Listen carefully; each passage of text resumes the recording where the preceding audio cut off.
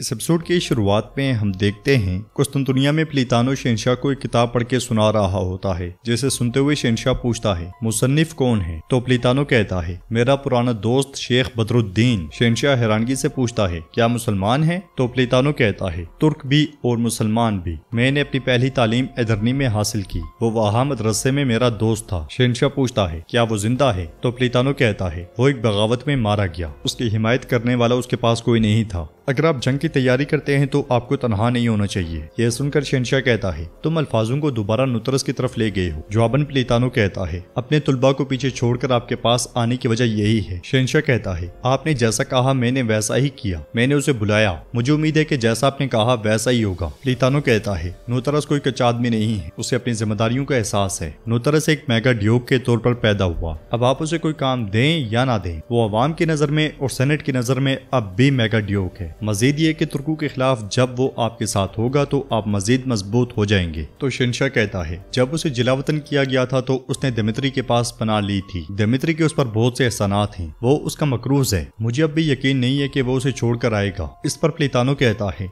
नुतरस रियासत की मुश्किल को समझने वाला आदमी है, वो यकीनन आएगा। वो जानता है कि अगर कुस्तुनतुनिया गिर गया तो मोरिया मुजामत नहीं कर सकेगा। उधर हम देखते हैं कि यूनानी गांव में सादी सोने इकट्ठा कर रहा होता है और फिर आगे बढ़ते हुए वहां से निकल जाता है। मोरिया में दिमित्री नुतरस के साथ मौजूद होता है और दोनों शराब पी रहे होते हैं। दिमित्री उससे पूछता है क्या हम खबर के जराये पर भरोसा कर सकते हैं। तो नुतरस कहता है कुस्तांतीन के करीब तरीन लोगों में से एक। दिमित्री उसकी बात को काटते हुए कहता है वसी बाज़ंतीनी सल्तनत के तख्त पर बैठा वो शहंशाह एक आम से बैरी प्यादे उस रिजो से मदद तलब कर रहा है। तो नुतरस कहता है क्या आपको लगता है कि कुस्तांतीनोस का रिजो के साथ इत्तेहाद काम नहीं करेगा। जवाबन दिमित्री कहता है कभी भी नहीं, महमद ये दाना नहीं निकलेगा, वो शातिर इंसान है। नुतरस कहता है अगर आप अपनी उम्मीदें कुस्तांतीनोस को खोने पर मंसूब करते हैं तो मुझे लगता है कि आप गलत हैं। तो दिमित्री उसे अपना मसनूई हाथ दिखाते हुए कहता है नुतरस क्या तुम ये देख रहे हो, कुस्तांतीनोस से लेने के लिए एक तख्त और एक हाथ बाकी है, जब तक वो दिन नहीं आता मेरी उम्मीदें खत्म नहीं होंगी। इसी पल नुतरस की बेटी वहां पे आती है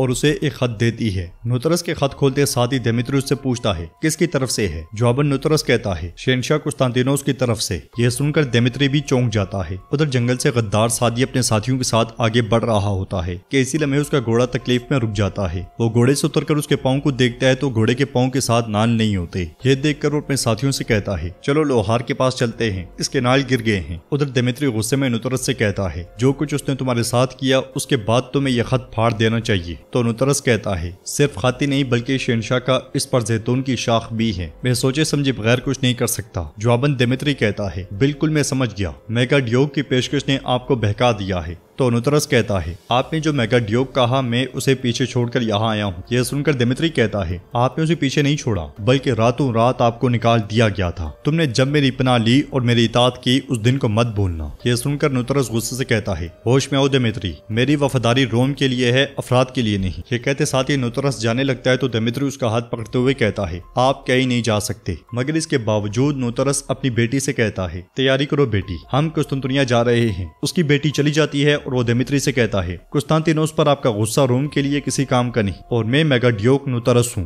और मैं जहाँ चाहूँ जिस तरह चाहूँ जब चाहूँ जाऊंगा। ये कहते साथ ही नुतरस चला जाता है और दिमित्री गुस्से में चिल्लाते हुए कहता है तुम सब इसकी कीमत अदा करोगे। ये कहते साथ ही वो शराब का गिलास फेंक देता है। उधर सादी लोहार की दुकान पर जा पहुंचता है और लोहार को बार बार पुकारता है मगर लोहार उसकी नहीं सुनता। सादी आगे बढ़कर उसे पीछे मोड़ता है तो वो लोहार नहीं बल्कि अली बे होते हैं। अली बे को देखते साथ ही सादी के पसीने छूट जाते हैं और उसके मुंह से बेसाख्ता निकलता है एवरानोस बे।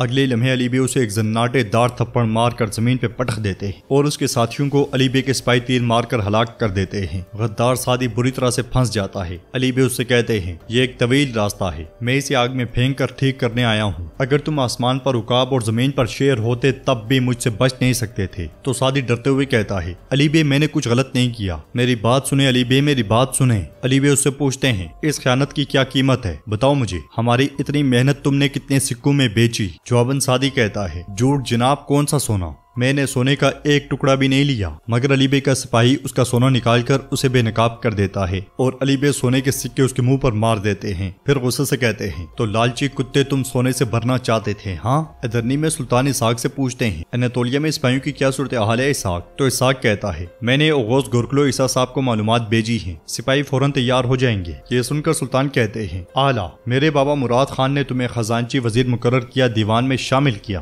क्या ऐसा ही है ना? तो इसाक कहता है, ये सच है, मैं 20 बरस तक आपके बाबा के शाना बिशाना लड़ा और महल में बहुत सी चीजों में शराकत दारी की। जवाबन सुल्तान कहते हैं, तुमने अपना इंतजाम कैसे किया पाशा? ये बात गौर तलब है। डरते हुए इसाक कहता है, मेरे सुल्तान, मैंने अपनी जाती ख्वाहिशात को एक तरफ रख दिया और अपनी जिंदगी उस्मानी रियासत की खिदमत के लिए वक्फ कर दी, इसीलिए ये सब कुछ हुआ सुल्तान। तो सुल्तान उसकी जानिब बढ़ते हुए कहते हैं, तुम मेरे बाबा सुल्तान की आखिरी सांस तक हमेशा उनके शाना बिशाना रहे, तुमने कभी मेरे सुल्तान बाबा या मुझसे गद्दारी नहीं की, क्या मैंने ठीक कहा? यह सुनकर इसाक डर जाता है और उसकी आंखें खुली की खुली रह जाती हैं। वो हड़बड़ाते हुए कहता है, कभी नहीं सुल्तान, कभी नहीं। यह सुनते साथ ही सुल्तान हाथ सिपाही की जानिब बढ़ा देते हैं, जिसे देखकर इसाक की परेशानी में मजीद इजाफा हो जाता है। मगर सिपाही तलवार के बजाय एक फरमान सुल्तान के हाथ में रख देता है और सुल्तान इसाक से कहते हैं, तुम्हारी बहुत सी सलाहियतों की वजह से खजांची वजारत के साथ मैं तुम्हें अनातोलिया में मुसल्लह अफवाज का सरबराह मुकर्रर करता हूँ। अब से अनातोलिया के सूबे और परचम तुम्हारी जिम्मेदारी में है। खुशबख्ती तुम्हारा खैर मुकद्दम करे इसाक। इसाक की अटकी हुई सांसें वापस लौटती हैं और वो खुशी खुशी फरमान थाम लेता है। फिर कहता है, जो मेरे सुल्तान का हुक्म। सुल्तान कहते हैं, अभी ही निकलो और फतह की तैयारी करो। अनातोलिया में सिपाही फतह के दौरान तुम्हारी जिम्मेदारी में होंगे। आप हर मुसलमान को जंग के लिए दावतनामा भेजेंगे। जो भी इस मुबारक फौज में शामिल होना चाहता है शामिल हो सकता है। यह सुनते साथ ये साग चला जाता है। उधर अली बे सादी से कहते हैं, मैं तुम्हें एक आखिरी मौका दे रहा हूँ कि गद्दार बनकर मरने से बचो। तुम उस गद्दार और खान के पास कैसे जा सकते हो, बताओ मुझे, बताओ हमें, ताकि मरने से पहले अपनी रियासत के लिए कुछ मुफीद काम कर सको। ये कहते साथ ही वो सोने के कुछ सिक्के अंगारों के ऊपर रख देते हैं और सादिक कहता है, अली बे मैंने वादा किया है, मैं कुछ भी नहीं बता सकता। तो अली बे उससे कहते हैं, तुमने हमसे क्या वादा किया था कुत्ते? मैं वो जबान चीर डालूंगा जिसने ये वादा किया था और उसके टुकड़े 7 पहाड़ों पर फेंकूंगा। इकरार करो, इकरार करो। मगर वो इकरार नहीं करता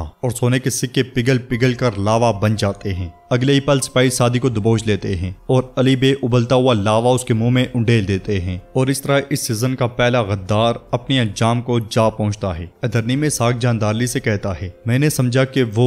तो जानदारली उसकी बात काटते हुए कहता है, बस अब एक लम्हे के लिए खबरदार हो जाओ पाशा। इसहाक कहता है, उस लम्हे जब वो मेरे पास आया तो मैंने सोचा, मेरे अल्लाह मेरा सर चला गया, मैंने अपना सर खो दिया। यह सुनकर जानदारली कहता है, और फिर तुम्हें अनातोलिया के मुसल्लह अफवाज का सरबराह बना दिया, हाँ क्या ऐसा है इसहाक? जवाब में इसहाक कहता है, जी मेरे पाशा ऐसा ही है, अल्लाह का शुक्र है कि उसे समझ नहीं आई। मगर जानदारली बहुत हंसता है और उससे कहता है, हमारा सुल्तान हर एक चीज से वाकिफ है, बज़ाहिर बाली साहब ने उसे सब कुछ बता दिया है। इसहाक के पूछने पर वो मजीद कहता है, हमें फांसी पर ना लटकाने की 2 वजूहात हैं इसहाक। पहली ये कि वो हमें अलग रखना चाहता है, दूसरा वो सुल्तान कैसे हो सकता है जिसने मुहासरे की तैयारी करते हुए अपने सदर आजम और पाशा को कत्ल कर दिया हो। इसहाक कुस्तुनतुनिया एक इत्तेहाद फराहम करता है, लेकिन मत भूलना, अगरचे सुल्तान महमद हर शय के बारे में जानता है जो कुछ हमने किया, हर वो खेल जो हमने खेला, लेकिन हमें एक आखिरी मौका दे रहा है। तख्त पर भेड़िया बैठा है इसहाक, आओ मोहतात हो जाएं, क्योंकि भेड़िए के साथ खेल खून पर ही खत्म होता है। इसहाक पूछता है, हम क्या करेंगे पाशा?